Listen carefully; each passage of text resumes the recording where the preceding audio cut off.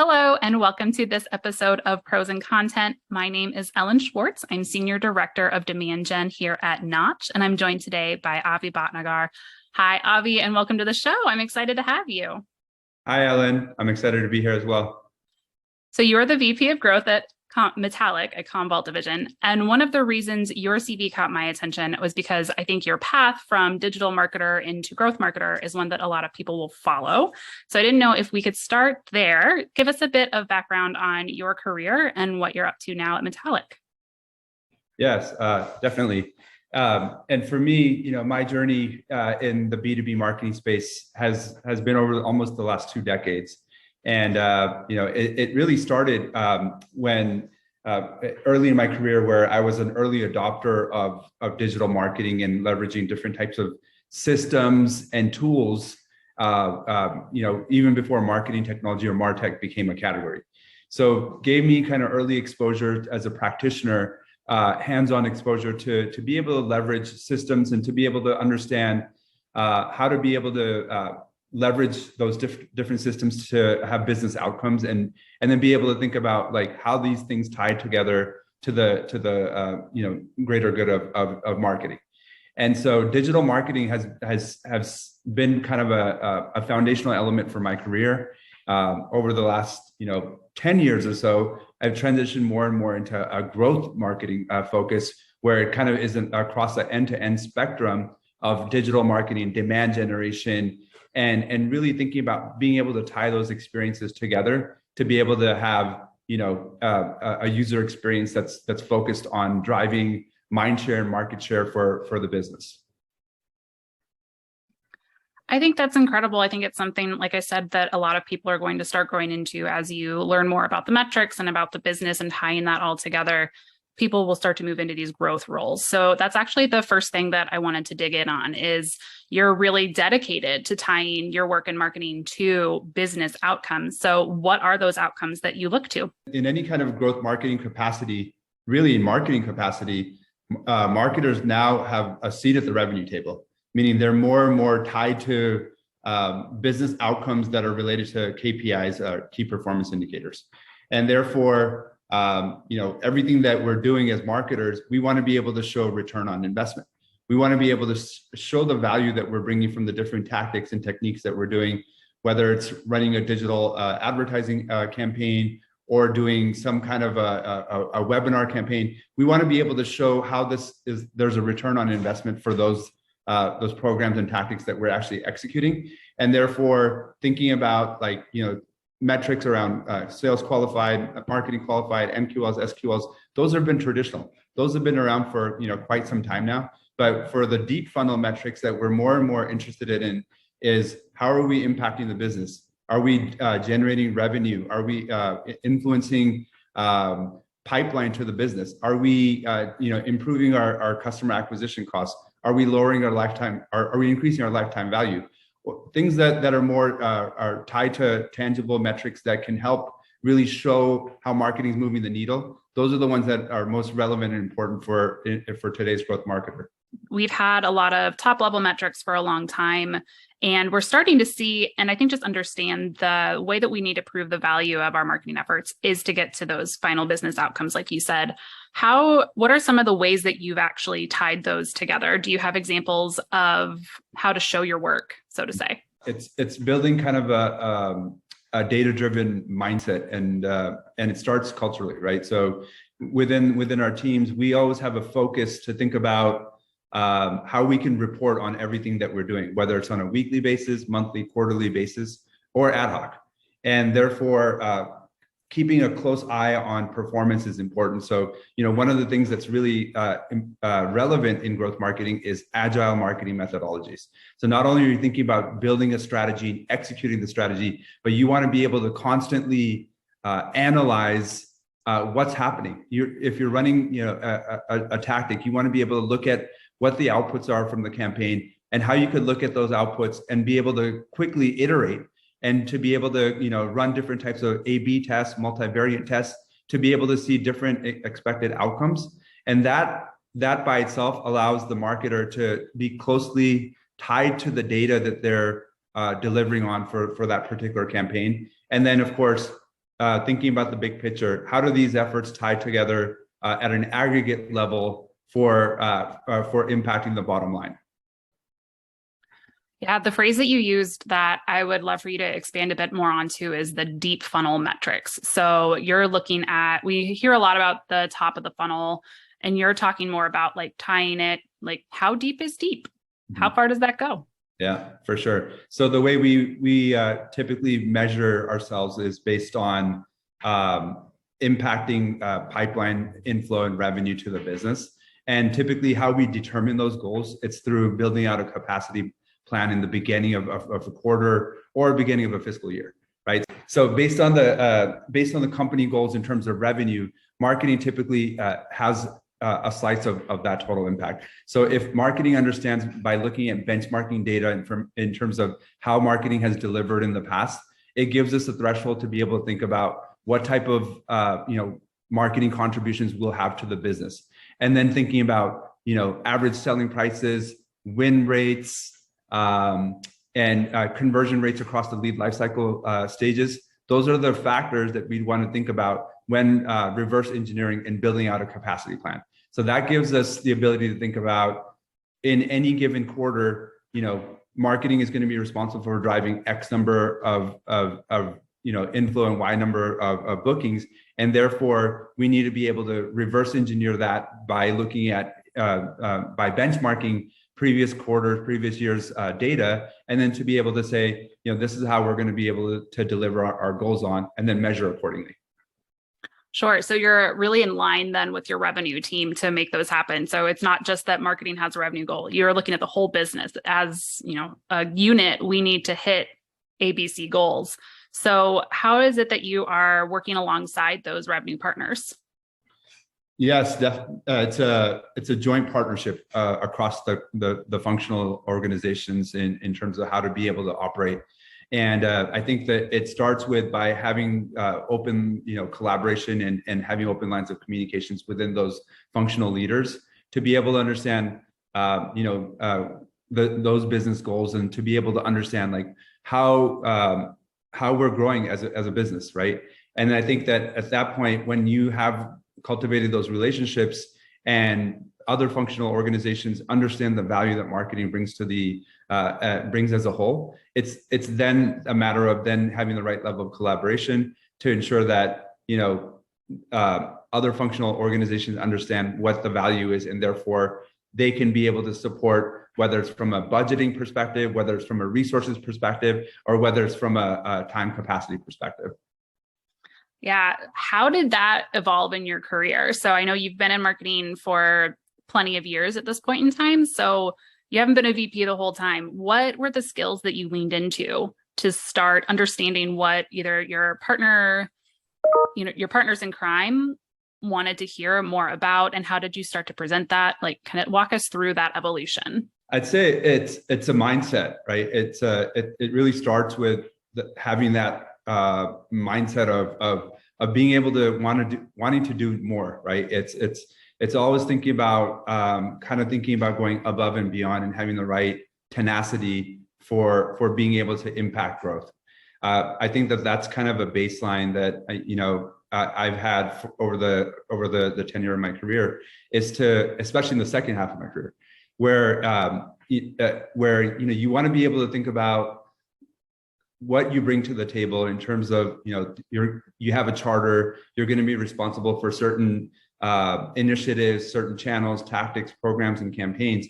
But it's really thinking about like, what's the business direction? What are the goals of the organizations? And then understanding those macro level goals, and then being able to, work that back, and then think about how you can impact using these kinds of mindsets of being fierce, being very, very driven, kind of thinking above and beyond the scope of what's being asked of you. I think that's where what's really helped me in my career. So I want to highlight a couple of words you said within that answer. One was tenacity and one was fierce. How much do you think that someone needs to dig in or be confident in the metrics that you're using?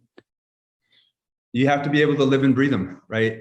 It's being able to have ad hoc, working sessions with folks on your teams to be able to understand the effectiveness of a certain effort that may be in flight, or it may be just thinking about having those goals as top of mind on a daily, weekly, monthly basis.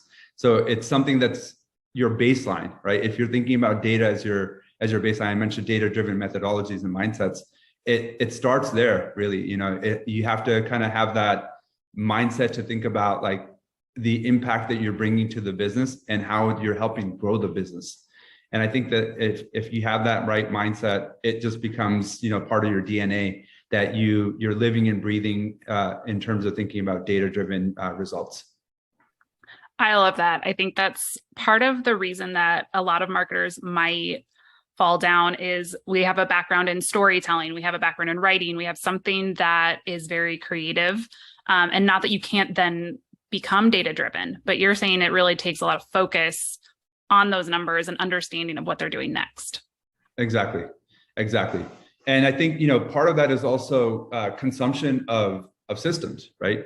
Because that's really the driver for thinking about return on investments, right? There's a lot of different tools and systems that are out there, but advice would be for practitioners to really have the ability to maximize features and functionality sets that are available to some of the tools that they have in-house, and then to be able to think about how to have integrity of how data flows between one system to the next, and ensuring that you have the ability to confidently understand what happens there and then be able to measure return on investment accordingly. Sure. One of the things I'm starting to dig in with attribution is how much that's reliant on a person to say how much one piece of the puzzle is worth or not. So like my selfish example is if I've been in webinars, of course, that one person attending one webinar, they're going to get 50% of the attribution to this because my webinar was incredible, right? How are you combating this idea that there's kind of always going to be human error in that data? And or kind of said another way, how do you really instill confidence in the data that you do have available to you? That's a great question. For in the B2B space, it's less transactional. We're selling complex IT products that have long sales cycles and typically multiple buyers. There could be someone that sits as a day-to-day user, a champion, an administrator. There could also be folks that sit in the management side, all the way to the C-level. And then there's also folks that sit in procurement and ratifiers, right? Because when you're making such big investments, you have to ensure that you're understanding all kinds of terms and conditions and all kinds of legal implications. So for us, we have to think about accounts, and it's typically multiple leads that sit in any kind of account with long sales cycles. And there's definitely trial and error that happens in this whole process and measurement. But for us, for us to be able to get to an 80% or higher confidence level, it's more about having small sets of data outputs as a way to be able to measure and learn from, and then be able to find repeatable motions that can help us scale and to be able to have more confidence in terms of how we're measuring outputs from these accounts that we're focusing our marketing strategies towards. I love that. I think it's important to just say there's data that you have available to you, right? And it might not be a huge data lake. What you're saying, I think what I heard is that there's going to be smaller sets of data that you can point to say, this is working. So how do we scale that? Instead of trying to see everything in aggregate all the time and get the longer trends that you think might be, that people I think want, because there's so much talk around big data right now. Exactly. It's like the experimentation mindset carries across in terms of execution and measurement, right? And I love that. It's a constant, learning, right? It's never that, something that we can just have the right confidence level. It takes a lot of trial and error, and it's something that we have to, implement across everything that we're building and executing and measuring. I love kind of taking that experimental mindset even to the measurement side of things to say, at this point, we had XYZ data to work with. we just got this new set. How does that layer on top of what we thought we knew? And how can we use everything else now that it's, one more piece of that puzzle, put into place. So now that we know it, how can we move forward? Yeah, for sure. Love it. So I wanted to dig a bit more into this idea that marketing now has a seat at the revenue table. Do you think that that's something only mature marketing teams have access to? I'm thinking long and hard about this one because from my experience in probably the last current role plus the last half a dozen roles, marketing has had a seat at the revenue table. I'd say those companies that are, instituting the utilization of systems are already there, right? And therefore, thinking about measurement is something that's all the way at the top, at the board of director level, at the e-staff level, where they want to understand how marketers are delivering on results. It's a cost center in so many ways for marketing organizations, and therefore being able to validate what type of returns they're showing is really important. And that's where companies that are making those types of investments today, they definitely have a seat at the revenue table. Yeah, they've worked hard to turn that phrase you just said, it's marketing as a cost center. They've worked hard to flip the script on that, to say we're providing value and here's how. What would someone do if they feel like they don't have a seat at the table? What should they be working towards to earn that seat? Or, I mean, maybe like you said before, like get the tenacity to take that seat. Yeah. If it's not happening today, I'd say, going back to the example of experimentation is important. So instead of, demanding the ability to have that level of visibility, it's about showing results. To be able to run some kind of a, scaled down version of a marketing campaign, and then just to be able to understand the impact that this campaign may have to the business. And in the beginning, it may be something very, small, or something just scaled down to a level that's just, at a personal level. So what the objective here should be to think about is, how is this, particular effort, campaign or program helping grow the business? And is this something that is worthwhile enough for others to understand the effectiveness of this?